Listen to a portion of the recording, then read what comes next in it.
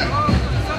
पलीकडचा शेवटचा टोक असणाऱ्या पंढरपूर आणि मंगळवेढा या मतदारसंघाने 2009, 2014, 2019ला माझ्या वडिलांच्या नेतृत्वाखाली त्या मतदारसंघाने आदरणीय शिंदे साहेबांना मताधिक्य देण्याची भूमिका बजावली.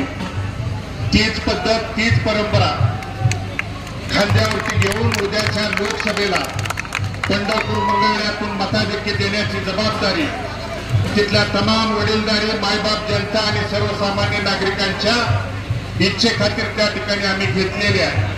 आणि म्हणून ती जबाबदारी प्रामाणिकपणे पार पाडण्यासाठी आपण जे आज इथे उपस्थित आहात ती सर्वांनी जबाबदारी पार पाडून आदरणीय ताईंना 4 जूनला आपल्या या सोलापूर लोकसभेचं त्या ठिकाणी प्रतिनिधित्व करून गेल्या 10 वर्षाचा बॅकलॉग किंवा जो 10 वर्ष आपला सोलापूर जिल्हा पाठीमागे ढकलण्याचं पाप ज्या लोकांनी केलंय ती लोक त्या ठिकाणी खड्यासारखं बाजूला सारून आपल्या जनमनातल्या त्या ठिकाणी जनाधार असणाऱ्या लोकांना ताईंना आदरणीय ताईंना संधी द्या एवढीच या निमित्तानं विनंती करतो.